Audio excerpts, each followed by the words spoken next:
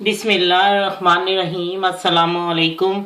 मेरा प्यार, मेरी दुआएं आप सबके लिए। बड़ी ईद की आमद आमद है और मुख्तलिफ डिशों की तैयारियां की जाती हैं गोश्त के साथ और कीमे के साथ, और इस तरह मीठे की भी होती है। तो मैंने तो आपको मीठे की भी रेसिपी दे दी है, और उसके बाद मैंने आपको चपली कबाब की रेसिपी दे दी है, कीमे के साथ हो गई। और अब मैंने सोचा आपको मैं गोश्त के साथ भी एक रेसिपी दे दूं। तो आज जो मैं बना रही हूँ इसका नाम है देहलवी कौरमा। इसका नाम ज़्यादा लंबा है, टूटे हुए मसाले का देहलवी कौरमा, लेकिन मैंने कहा देहलवी कौरमा कहता ये लोग सोचते रहेंगे इसको कैसे हम बोले, इतना लंबा है। तो फिर इसलिए मैंने इसका नाम देहलवी कौरमा ही रहने दिया है। और ये 1/2 किलो मटन है, और इसमें जिस जिस चीज़ की ज़रूरत है मैं देखिए मैं इसको डालती हूँ, साथ साथ जो डालना और चीज़ें मैं साथ साथ डालती जाऊँगी और आपको बताती जाऊँगी। चलें ठीक है, तैयारी करते हैं जी। ये देखें मैंने 1/2 कप से ज़्यादा ऑयल डाला, तकरीबन 1 कप आप डाल सकते हैं इसमें। और अब मैं आपको बताती हूँ तेल के बाद मैंने इसमें अब गोश्त डालने लगी हूँ। ठीक है, मैं आपको डाल के दिखाती हूँ। अब मैंने इसमें गोश्त डाल दिया, तेल डाल दिया, 1/2 किलो मटन। और ये अब मैं ये 1 पाव प्याज, हाफ जो होते हैं ना, 1/2 पाव मतलब यानी आधा पाव इसमें प्याज है, 125 ग्राम जी। 1 पाव प्याज इसमें डाल दिए हैं, और 5 अदद मैंने सब्ज मिर्ची डाल दी हैं, और 2 टेबलस्पून मैंने अदरक चॉप करके डाल दी है। अब मैं आपको बताती हूँ और क्या डालना है। इसमें डालूंगी 4 अदद लौंग, 2 अदद बड़ी इलायची, और ये 1/2 टी-स्पून से ज़रा कम काली मिर्चें।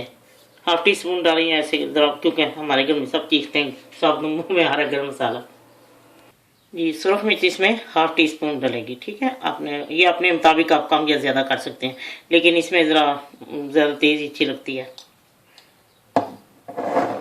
और 1 टीस्पून आप नमक ले लें लेवल पे, ये भी आप अपनी मर्ज़ी से कम या ज़्यादा कर सकते हैं।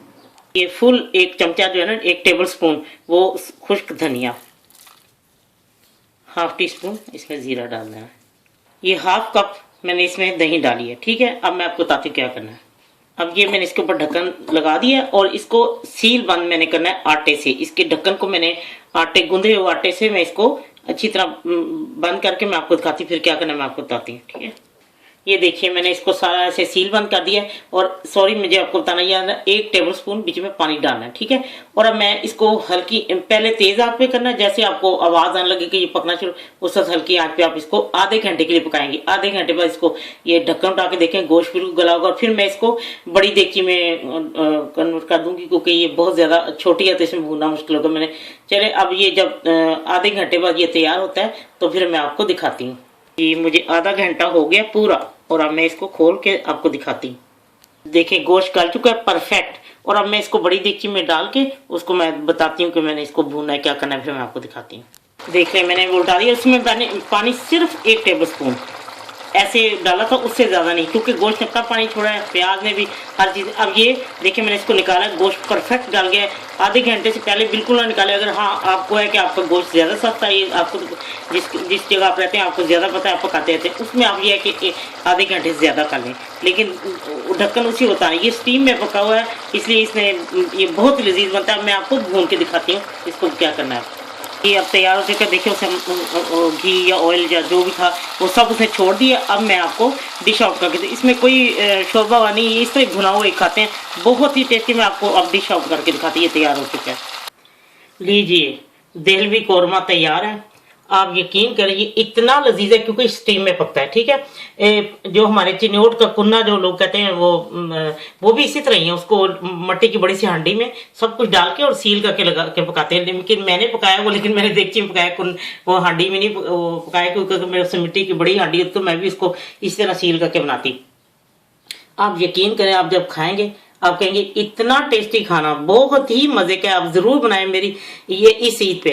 मेरी 1-2 बात मान लें, आप बना के देखें, आप हमेशा इसका जायका याद रखें, बहुत ही लजीज है। लेकिन इसमें अगर आपने शोरबा वाला करना है, ग्रेवी थोड़ी सी बनानी है, लेकिन ये इसी तरह ही जो लोग पसंद करते हैं बुनाऊं के लिए तो बहुत ही ये उनको अच्छा लगे, लेकिन ग्रेवी के साथ नहीं। ये मैंने नहीं कभी बनाया, मैंने जब भी बनाया हमारे घर मेहमान भी उन्होंने बहुत पसंद किया। आप जरूर इसको ट्राई करें इस ईद पे। चले ठीक है, नमक मिर्च सब परफेक्ट है। अगर आपने कुछ कम या ज्यादा करना है अपनी मर्जी से वो रख सकते हैं।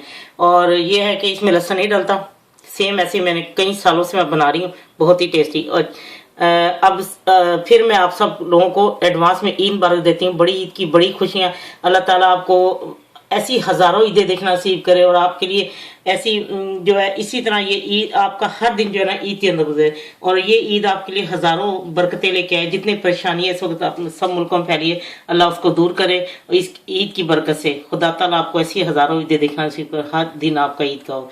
चलिए ठीक है, मेरी तरफ से पेश की सबको ईद मुबारक, बड़ी ईद मुबारक। और बनाएं और खाएं, फिर जरूर मुझे बताएं कि आपको ये कैसा अच्छा लगा। जब आपका दिल चाहे आसान और मजेदार खाना खाने को तो आइए ना रिदा के किचन में। प्लीज सब्सक्राइब करना, लाइक करना और कमेंट्स देना ना भूलें। अल्लाह हाफिज।